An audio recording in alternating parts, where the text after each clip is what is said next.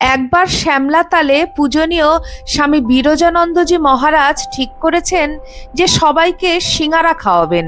সেই মতো নিজেই সব আয়োজন করে তৈরি করছেন সিঙারা। পূজনীয় বিরজানন্দজি মহারাজ এক একটি করে সিঙারা তৈরি করছেন এবং পাঠাচ্ছেন সাধুদেরকে, কিন্তু কারোরই সিঙারা পছন্দ হচ্ছে না, অথচ কেউ কিছু বলতেও পারছেন না। বিরজানন্দজি সেবক সত্যকৃষ্ণকে ডেকে জিজ্ঞেস করলেন, সাধুরা খেয়ে কেমন বলছে? সেবক সত্যকৃষ্ণ অকপটে জানালেন যে সাধুরা বলছে এসব পচা। শুনে প্রথমে মহারাজ কিছু বললেন না, একটু পরে আবার ভালো করে লঙ্কা, পেঁয়াজ ইত্যাদি দিয়ে সিঙারা তৈরি করে পাঠালেন। এবার সবারই মুখে ভালো লাগলো। সেবক সত্যকৃষ্ণের ওপরই ভার পড়ল সেই খবর মহারাজের কাছে পৌঁছে দেওয়ার।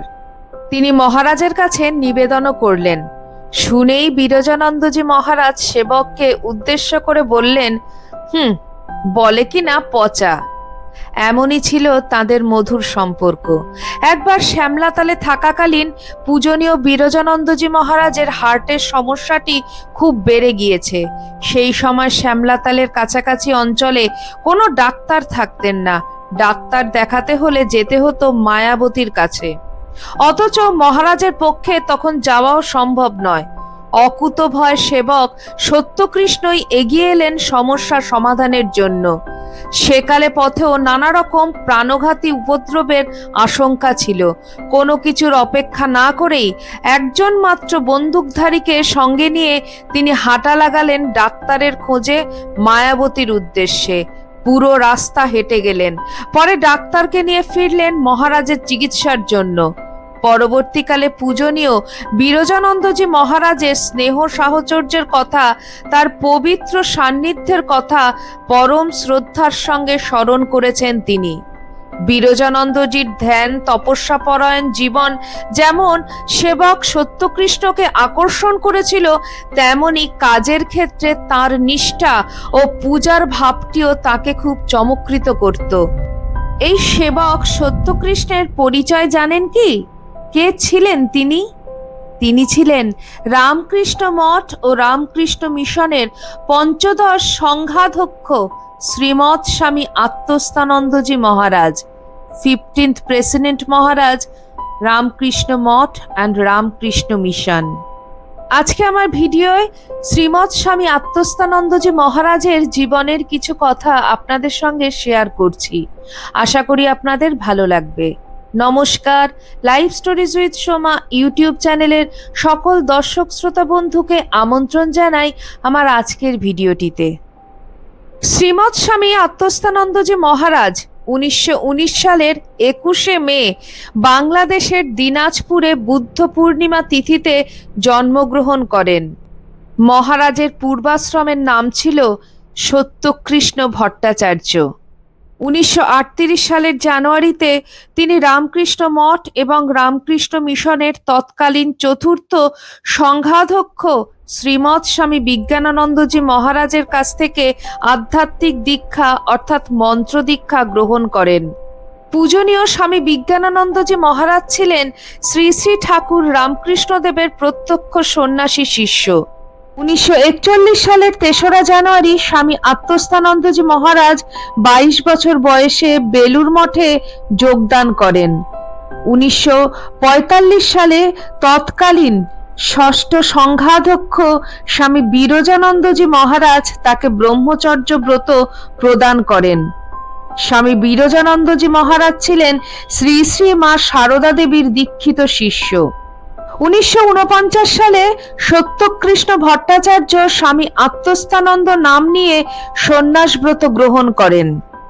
1973 সালের ডিসেম্বর মাসে স্বামী আত্মস্থানন্দজি মহারাজ রামকৃষ্ণ মঠের ট্রাস্টি এবং রামকৃষ্ণ মিশনের গভর্নিং বডির সদস্য নির্বাচিত হন। 1975 সালের আগস্টে সহকারী সাধারণ সম্পাদক হয়ে ফিরে আসেন বেলুর মঠে। 1992 সালের 14 এপ্রিল তিনি মঠ ও মিশনের সাধারণ সম্পাদক হন। এরপর 5 বছর পর 1997 সালে বুদ্ধ পূর্ণিমার দিন হন সহ সংখ্যাধ্যক্ষ।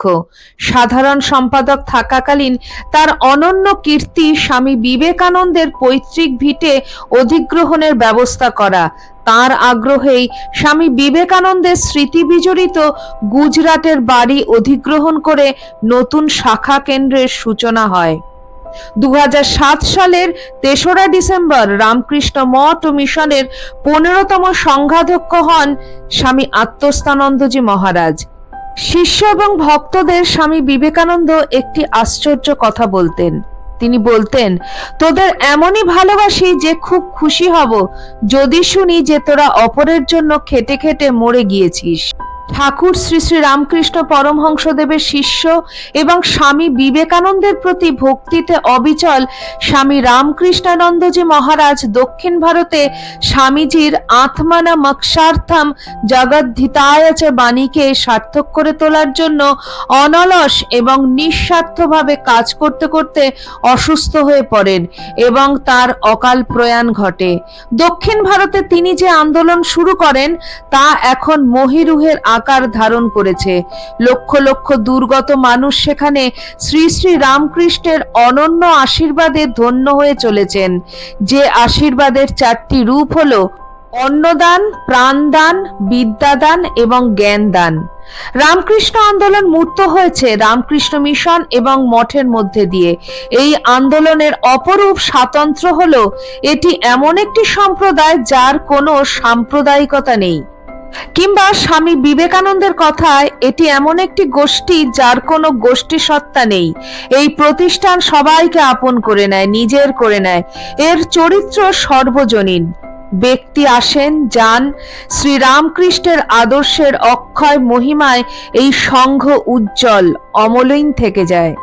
ব্যক্তি যতই বড়ই হন, রামকৃষ্ণ সম্প্রদায়ে তার কোনো আনুষ্ঠানিক আরাধনা হয় না। শ্রী রামকৃষ্ণই একমাত্র আরাধ্য। তার সঙ্গে আছেন ঠাকুরের শক্তি স্বরূপিণী মা সারদা দেবী, তার পরম প্রিয় নরনারায়ণ ঋষি স্বামী বিবেকানন্দ এবং তার প্রত্যক্ষ শিষ্যগণ। পরে যারা এসেছেন তারা পরম আনন্দে পুরুষোত্তম যুগাবতার শ্রী শ্রী রামকৃষ্ণের মহিমায় এবং ঐশ্বর্যে একীভূত হয়ে যান। এমনই একজন হলেন আমাদের পরম শ্রদ্ধেয় শ্রীমৎ স্বামী আত্মস্থানন্দজি মহারাজ, রামকৃষ্ণ মঠ এবং রামকৃষ্ণ মিশনের প্রেসিডেন্ট মহারাজ। তিনি রামকৃষ্ণ বিবেকানন্দের আদর্শ পূরণের জন্য নিজের জীবনের শেষ মুহূর্ত অবধি কাজ করে গিয়েছেন। সার্থক করেছেন স্বামীজির সেই বাণী, অপরের জন্য খেটে খেটে মরে যা। তরুণতর সন্ন্যাসী এবং শ্রী রামকৃষ্ণের ভক্তদের কাছে তিনি ছিলেন এক উজ্জ্বল দৃষ্টান্ত, এক অসামান্য প্রেরণা। সেটা 1976-1977 সাল। রামকৃষ্ণ মিশন ও মঠের তৎকালীন সহকারী সাধারণ সম্পাদক প্রয়াত স্বামী গম্ভীরানন্দজির আগ্রহে এবং তৎকালীন প্রেসিডেন্ট মহারাজ স্বামী বীরেশ্বরানন্দজির মধ্যস্থতায় স্বামী আত্মস্থানন্দজি মহারাজকে বেলুড় মঠে নিয়ে আসা হলো। তখন সেখানে উদ্যমী নেতৃত্বের খুব প্রয়োজন। সে সময় স্বামী আত্মস্থানন্দজি মহারাজ ছিলেন গুজরাটের রাজকোটে রামকৃষ্ণ আশ্রমের প্রধান। সেখানেই একজন তরুণ রামকৃষ্ণ বিবেকানন্দের আদর্শে অনুপ্রাণিত হয়ে দীক্ষা গ্রহণ করলেন স্বামী আত্মস্থানন্দজি মহারাজের কাছ থেকে। তিনি হলেন ভারতের বর্তমান প্রধানমন্ত্রী নরেন্দ্র মোদী। তিনি স্বামী আত্মস্থানন্দজিকে গভীরভাবে শ্রদ্ধা করতেন, তাকে গুরুজি বলে সম্বোধন করতেন। প্রধানমন্ত্রী নরেন্দ্র মোদীজি বহুবার বিভিন্ন সাক্ষাৎকারে বলেছেন তার জীবনে স্বামী আত্মস্থানন্দজি মহারাজের কি বিশাল প্রভাব রয়েছে। স্বামী আত্মস্থানন্দজি মহারাজের উপস্থিতি এবং কথা মানুষকে প্রবলভাবে অনুপ্রেরণা দিত। তার দীপ্ত কণ্ঠস্বর কিভাবে সরাসরি শ্রোতার হৃদয়কে মথিত করত সেটা বেলুড় মঠে কিংবদন্তিতে পরিণত হয়েছে। স্বামী বিবেকানন্দ বলতেন, পৌরুষই তার নতুন ধর্মবাণী। যারাই স্বামী আত্মস্থানন্দজি মহারাজের সংস্পর্শে এসেছেন তারাই বলবেন এই পৌরুষ কিভাবে তার আচরণে, চলাফেরায়, কথাবার্তায়, কণ্ঠস্বরে, ভক্তিতে, ভালোবাসায় নিহিত ছিল, কিভাবে তা তার ব্যক্তিত্বের অবিচ্ছেদ্য অংশ হয়ে উঠেছিল। স্বামী বিবেকানন্দের মতোই তিনিও প্রয়োজনে কঠোর তিরস্কার করতেন, কিন্তু সেই তিরস্কারের পরেই মিলত তার কোমল স্নেহময় স্পর্শ। তার ভক্তি ছিল আবেগময়, তাই তার আচরণে কঠোরতা এবং কোমলতার খুব দ্রুত পালাবদল ঘটত। তার দু চোখ সহজেই অশ্রুপূর্ণ হয়ে উঠত। তার স্বভাব ছিল খোলামেলা এবং স্বচ্ছ। নিজের মনোভাব গোপন করে একটা নকল ব্যক্তিত্ব ধরে রাখার চেষ্টা করা তার ধাতে ছিল না। কারো ওপর ক্ষুব্ধ হলে তার রুদ্রমূর্তি তার অন্তরাত্মা শুদ্ধ কাঁপিয়ে দিত, আবার পর মুহূর্তেই তিনি হয়ে উঠতেন কোমল করুণার প্রতিমূর্তি। মনে হতো ভর্ৎসনার পরেই যদি এমন ভালোবাসা মেলে তবে আরো ভর্ৎসনা করুন তিনি। এই স্বচ্ছ অকৃত্রিম ব্যক্তিত্বের গুণে যেমন তিনি সকলের প্রিয় ছিলেন, তেমনি ছিলেন স্বাভাবিক নেতৃত্বের অধিকারী। স্বামী বিবেকানন্দ প্রায়ই বলতেন শ্রী রামকৃষ্ণ কেমন করে তাকে বীর বলে সম্বোধন করতেন, তার অন্য শিষ্যদের আত্মিকভাবে বীর হতে উদ্বুদ্ধ করতেন। কাঁদুনে ঘ্যানঘ্যানে ভক্ত নয়, মহাবীর হনুমানের মতন শৌর্যময় ভক্ত হতে বলতেন। স্বামী আত্মস্থানন্দজি মহারাজের সংস্পর্শে যারা এসেছেন তারাই সঙ্গে সঙ্গে তার মধ্যে দেখেছেন এক যথার্থ বীরকে, এক নির্ভীক সৈনিককে, যিনি পরবর্তী জীবনে আত্মনমোক্ষ এবং জগদ্ধিতায় সমর্পিত প্রাণ রামকৃষ্ণ বিবেকানন্দ বাহিনীর সেনাপতির দায়িত্ব নিয়ে বিবেকানন্দের সেই উপদেশ আক্ষরিক অর্থে নিজের জীবনে রূপায়িত করেছেন। অপরের জন্য খেটে খেটে মরে যা। মহারাজজি বলতেন তার তিনটি পরম ইচ্ছে আছে। এক, একটি বড় হাসপাতাল গড়ে তোলা। দুই, শ্রী শ্রী ঠাকুর রামকৃষ্ণ দেবের একটি বিরাট সর্বজনীন মন্দির প্রতিষ্ঠা করে সেখানে আলোচনা, ভজন, ধ্যান ইত্যাদির মাধ্যমে তার মতাদর্শ প্রচারের আয়োজন করা। এবং তিন, আত্মিক উত্তরণ ও মুক্তির জন্য সকলকে রামকৃষ্ণ মন্ত্রে দীক্ষা দেওয়া। এই তিনটি অভীষ্টই তিনি পূরণ করে গিয়েছেন। এক, রেঙ্গুনে তিনি একটি চমৎকার হাসপাতাল তৈরি করান। আক্ষেপের কথা, সেই হাসপাতাল সে দেশের সরকারের হাতে তুলে দিয়ে তাকে বিষণ্ণ চিত্তে দেশে ফিরে আসতে হয়েছিল।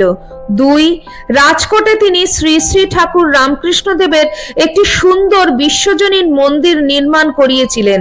সেটির আনুষ্ঠানিক উৎসর্গের আগেই অবশ্য তাকে বেলুড় মঠের দায়িত্ব নিয়ে চলে আসতে হয়। তিন, হাজার হাজার ভক্তকে তিনি শ্রী রামকৃষ্ণ মন্ত্রে দীক্ষা দেন।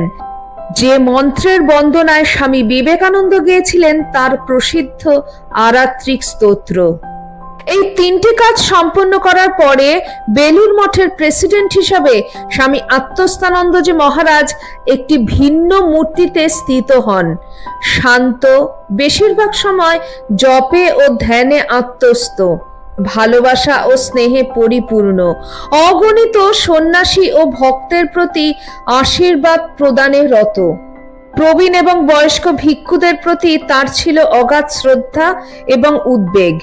তিনি বেলুড় মঠে আরোগ্য ভবন এবং কলকাতার বরিশা, বারাণসী এবং বেঙ্গালুরুর হালাসুরু বৃদ্ধাশ্রম নির্মাণের উদ্যোগ নেন।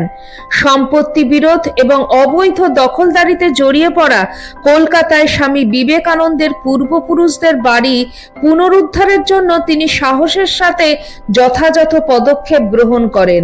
মঠ ও মিশনের বিভিন্ন প্রকল্পের জন্য অর্থ সংগ্রহের এবং আদেশের অনেক শাখা কেন্দ্রের প্রকল্প সম্পন্ন করার ক্ষেত্রেও তার দক্ষতা ছিল।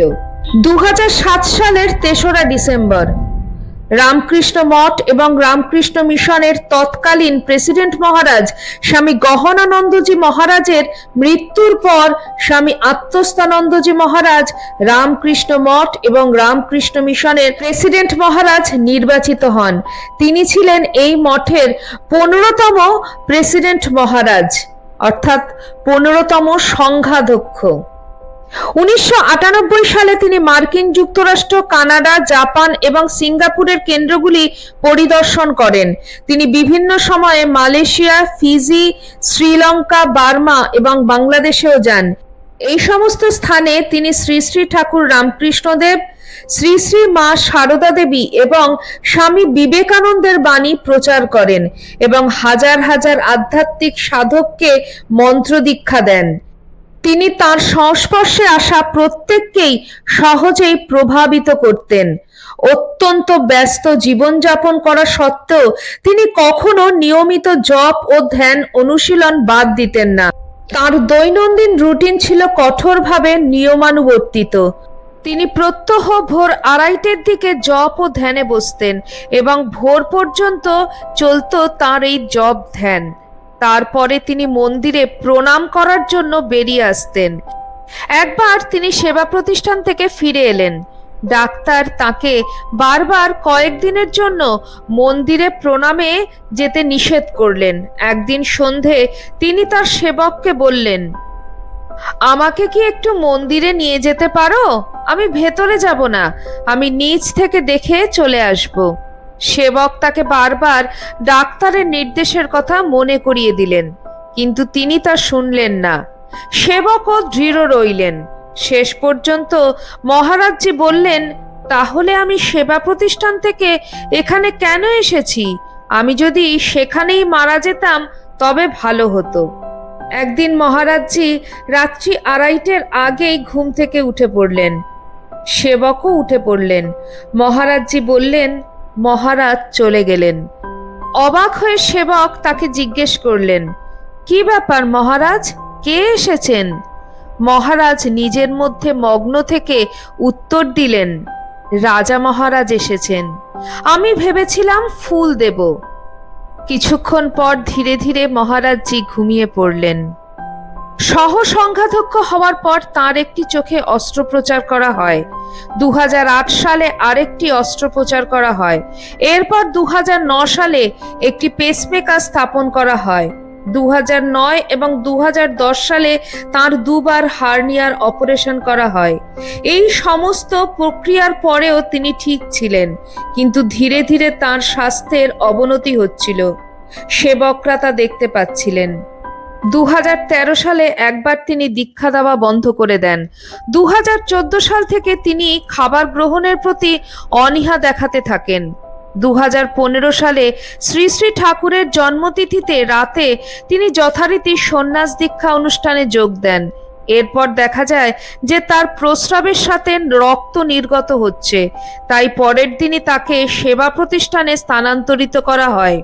2016 এবং 2017 সালে তিনি হাসপাতাল থেকে এসে সন্ন্যাস অনুষ্ঠানে অংশ নিয়েছিলেন এবং যথারীতি সবকিছু ঠিকঠাক চলছিল।